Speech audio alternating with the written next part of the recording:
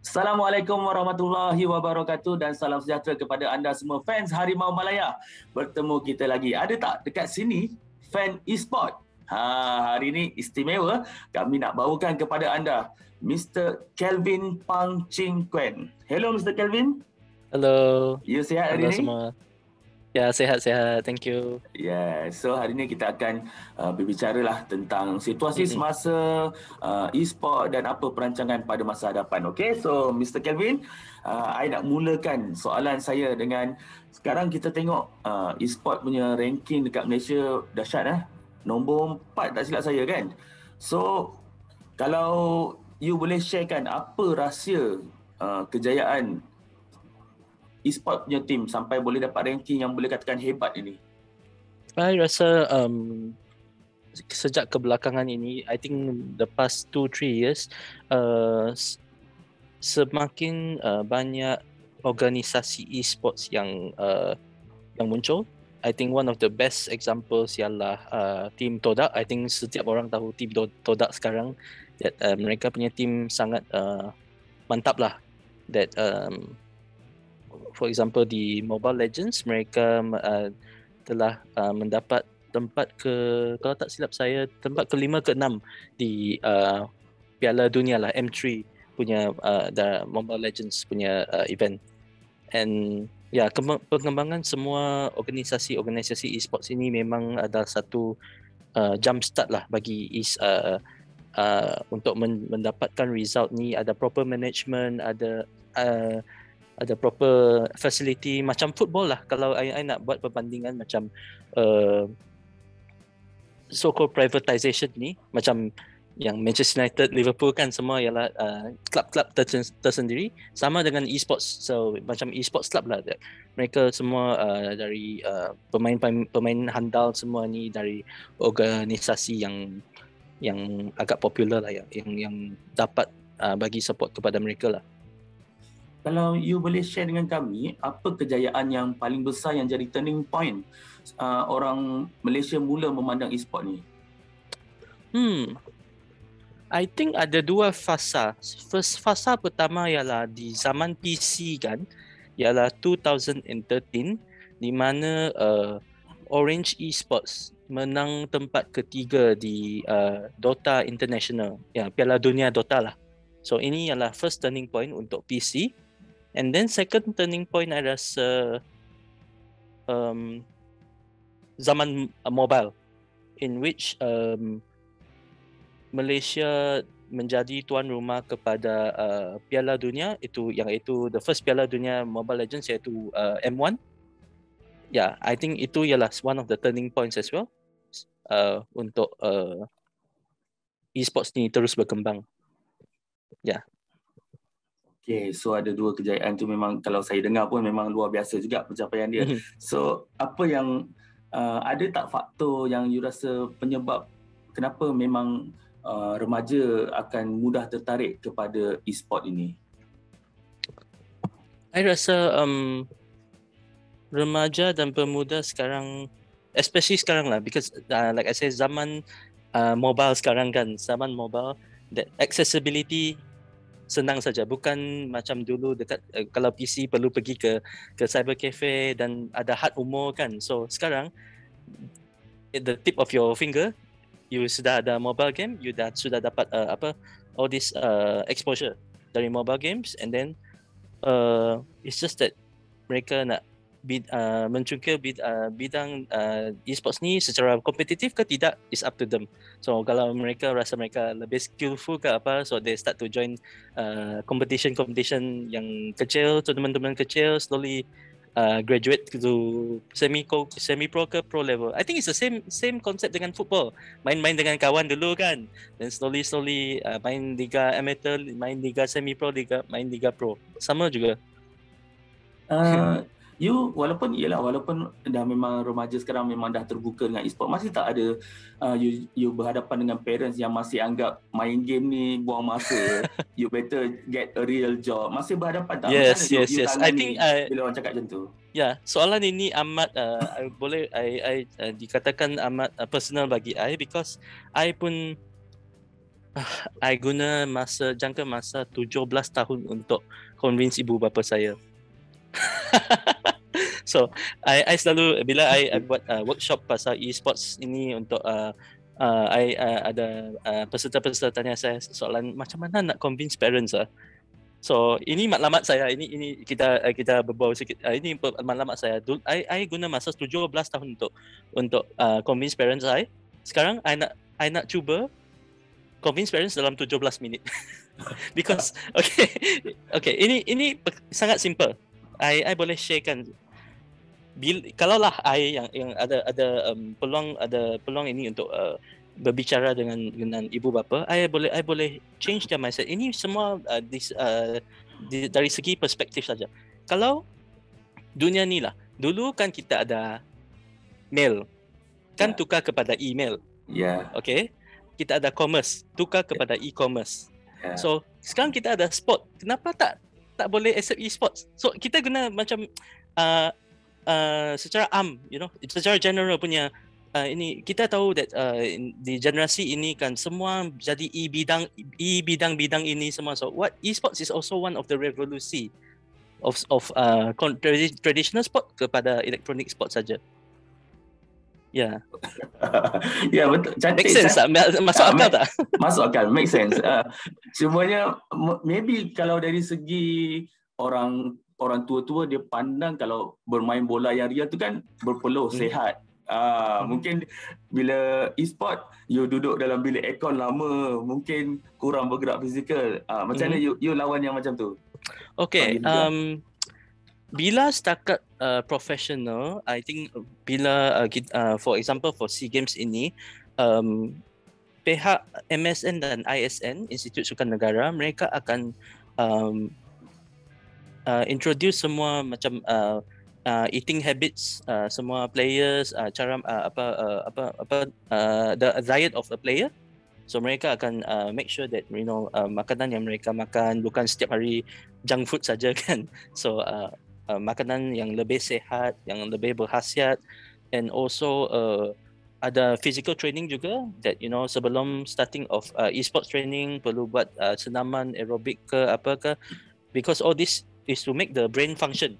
Kalau tidak terus main pun tak dapat minda buka, because kalau main semua game ini bukan setakat jari saja, the thinking process perlu juga cergas dan cerdas lah. Ya. Hebat. Itu something yang mungkin orang tak nampak. Dia punya kaitan fizikal membantu juga. Betul. Kan dengan minda juga. Bagus. Okay, I nak tanya you nampak perkembangan ni semakin pesat. Ada tak kemungkinan satu hari nanti e-sport ni akan menggantikan tempat tradisional sukan yang fizikal ni? Maksudnya dari segi salary kita tahu hadiah e-sport lumayan, and maybe lepas ni populariti pemain semua akan menandingi atau mengatasi populariti ahli-ahli sukan yang tradisional sebelum ni. You rasa akan overtake benda tu tak, e-sport? I rasa tidak, because ini bukan satu replacement. Ini ialah satu alternatif. That I pun juga ialah peminat football. That I suka tengok physical football juga. But then ini ialah satu alternatif lah. Yes, I memang yang macam waktu Piala Dunia, Piala Euro kan, kita semua suka lihat bola ke apa. But then all this e-sports event pun memang ada siaran langsung ke apa, cuma alternatif. I bagi satu example. Dulu kita ada RTM 1, RTM 2, TV3 saja. Alternatif ialah NTV7, TV8 tu. So sama ya, konsep tu sama. Ini cuma alternatif. That kita tak akan I don't think there is anywhere that traditional sports akan di-replacekan. Ya. I suka jawapan you. Means bila dia sebagai alternatif, bermaksud kita boleh sama-sama bangunkan dia sekali. Yes. Betul? Ya, betul. Okay. Kalau pada game FIFA E-Nation Ranking I tengok, Malaysia actually memang rank nombor 4 lah. Yang macam kita tengok tadi kan. Dia actually belakang just Brazil, England, Sweden, and atas daripada Saudi Arabia. Memang dekat Asia pun maksudnya kita yang paling hebat lah. So you bangga tak dengan pencapaian ni?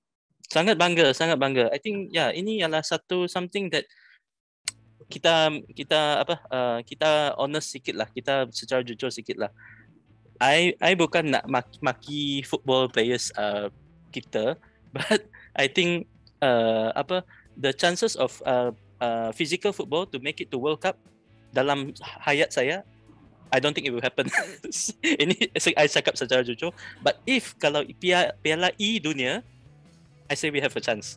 So untuk to lift the E World Cup, this is very possible. Untuk merangkul yang physical World Cup, I think not in my lifetime lah. Itu pendapat peribadi you kan. So, ini pendapat peribadi sajalah. Then bila you kata benda tu possible, you rasa how many years kita perlu tunggu untuk make it possible? Maybe untuk jadi juara dunia dalam FIFA, our ranking number 1 di e-football ke? FIFA E. FIFA E, I think setelah berkongsi pendapat dengan FAM, setelah mendengar mereka punya roadmap untuk e-football, I rasa e-football tanah air memang in a safe place lah. That I tak dapat bagi jangka masa yang tepat, but hopefully lah within this 1-2 years lah. Kalau you boleh share dengan kita macam mana kaedah pengiraan markah ranking tu, sebab kalau football yang betul kita friendly, ada kalah menang dan dapat poin. Kalau dalam FIFA E macam mana? Kalau you boleh share kan? Ini I tak dapat bagi maklumat yang terperinci, because experience I, boleh cakap terus terang, experience I dalam e-football tak sebegitu advance daripada e-sukan game title yang lain lah. That memang ada experience sedikit sebelum saya menjadi team manager untuk sukan SEA Games ni. I ada di Orange Esports. Saya adalah general manager esports. Saya ada ikut e-FIFA, tapi macam mana nak counting semua ranking system, point system ini, honestly I tak dapat answer. No problem. Okay, tak apa. I nak tanya tentang yang sebelum ni ada buat selection kan, dan yang terpilih is Faiz, Gan Munkiat, Muhammad Hakim, Muhammad Ashraf Kamal kan. Betul. So actually how good sekarang dia punya perkembangan? Kalau andai kata FAM akan hantar dia orang, you seberapa jauh you punya keyakinan terhadap mereka? Ini secara peribadi as also because one of the bila masa I masih dekat Orange Esports, actually I bersama dengan management yang set up team ini, that kita memang nak make sure that untuk objektif kita ialah untuk mendapatkan pingatkan. So we also understand that di Vietnam ni memang macam FIFA Online 4 ada server di Vietnam, ada server di Thailand, and then mereka memang sangat padu lah. Setahu based on information yang I dapat daripada Darren dan Hakim ni, that mereka ada main Thai server. So I think untuk mendapatkan pingat gangster is very possible lah. Maybe a shock silver pun, I think they are able to do it lah. Yeah. But emas maybe a little bit too over, but in between silver and gangster, I think okay. Yeah. So actually tapi tak impossible lah sebenarnya kan? Tak impossible. Perlu extra effort lah, because apa yang preparation untuk team Malaysia buat masa sekarang, apa yang I tahu ialah there is no FIFA online server di Malaysia. So memang a disadvantage. Kecuali I'm not too sure 100% of what is FAM punya preparation untuk players ini, untuk menetapkan players di Thailand ke Vietnam untuk bootcamp ke apa, ini I tak tahu. So maybe you can speak to FAM directly, but I memang ada plan untuk macam mana untuk get the players ready lah. Okay, selain daripada FIFA, kita akan bertanding game-game lain juga kan? PUBG, Free Fire, Mobile Legend, League of Legend. So, you sebagai pengurus e-sport punya team, you macam mana sasaran? Ada tak MESF sendiri letakkan sesuatu sasaran untuk emas? Yes, actually ada sasaran untuk ke semua game title ni, iaitu 4 pingat. Tapi untuk emas tu, to be perfectly honest, based on latest result, I rasa PUBG Mobile adalah game yang paling peluang yang paling cerah lah untuk mendapatkan pingat emas. For the other games, all still possible lah, to be perfectly honest. Ini cuma semua untuk based on bila preparation kita nak just nak polish sedikit lah untuk mendapatkan top 3. Memang ada possibility. Tapi at least untuk lebih baik daripada dekat Filipina hari tu, 1 gold 1 bronze, you confidence? I hope so lah. Yeah, just because kerana yang pingat emas tu iaitu Ultra Hearthstone tak ada, it's not hosted in Vietnam buat kali ini. Memang sedikit sayang lah. But I hope that PUBG Mobile boleh replace ni, and maybe because PUBG Mobile ada team event dan solo event. Who knows, an extra goal from solo event juga. Ini ada kemungkinan boleh berlaku juga. Kita harap sajalah. I ada macam kalau yalah duduk dekat kedai mamak pun ada group of gamers yang duduk main kan. I pernah tanya mereka tau, kenapa tak serius main game? Sebab sekarang dengan hadiahnya lumayan, dah banyak pertandingan. Dia kata diorang semua ada set mahal punya, diorang ada training semua. Kami main biasa-biasa je. Actually, your advice lah untuk orang-orang yang sebenarnya yang kat luar ni yang sebenarnya ada talent tapi takut ataupun tak tahu macam mana nak serius. Apa nasihat you? Nasihat saya ialah untuk try untuk join tournament amateur, tournament kecil untuk tahu standard, untuk tahu benchmark. Yes, memang honestly lah, kalau ada, yes, memang ada sesetengah players yang main untuk rekreasi saja, tujuan rekreasi, faham. But then sometimes bila ada geng, macam geng 5 orang you memang ada satu perasaan that guys, nak join tournament kecil kat, so I think that is where the starting will, actually kita not bad lah, kita actually boleh go far lah. So this is where it all starts lah. So I punya suggestion is to have my advice is to have more friends, satu, and then sesiapa yang minat to join, be more daring untuk join tournament. Result memang tak akan, result is the result lah, memang tak akan tukar. It's just the experience untuk cuba. Belum cuba mana tahu kan. If you don't try, you never know. So itulah, I think that is the spark. Ini I cakap based on experience juga. Dulu I main bila I main computer game pun secara rekreasi, bila untuk mendapatkan feel to join first tournament, you nak join the next few tournaments.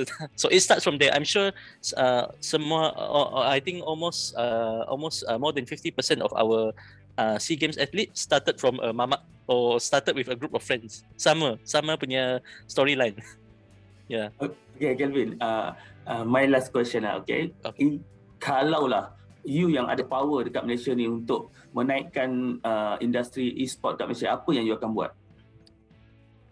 Kalau I diberi kuasa mutlak untuk buat any changes, I think that I will set up it's like academy. I think yes, academy, but I think I nak drill lebih mendalam, that I nak invest on scouters. Yang apa yang bro cakap tadi, yang di kedai mamak tu, untuk scout, untuk mengetahui akar umbi kita, how good are they.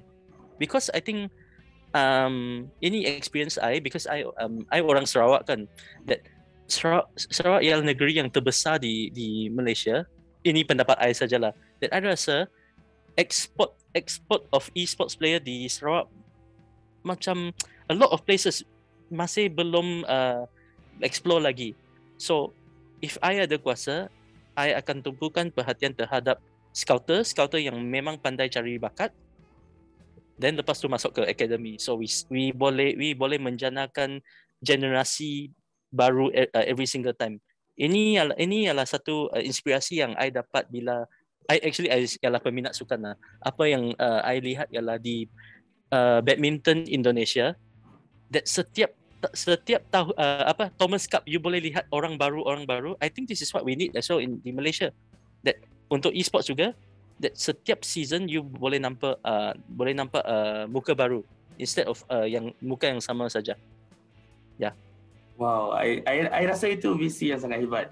Bila bercakap dengan you, I nampak sebenarnya dia ada symbiosis lah. So e-sport dengan sukan fizikal. Bila you punya idea tu, I rasa akan buka mata ramai peminat. Memang tak nafikan masih ada yang tak boleh terima dengan e-sport. Betul tak? You sendiri yes, betul. Tapi bila dia selalu dengar orang macam you bercakap, I think dia akan buka mata. Okay, so Kelvin, terima kasih banyak kerana sudi luangkan masa malam-malam bersama kami. Saya harap perkongsian ini akan bagi manfaat kepada semua peminat e-sport di Malaysia. Thank you so much. Kami ucapkan selamat maju jaya dalam apa jua yang you buat, and hopefully kita akan tengok you harumkan nama Malaysia. Thank you so much. Jumpa lagi. Thank you. Bye-bye. Bye.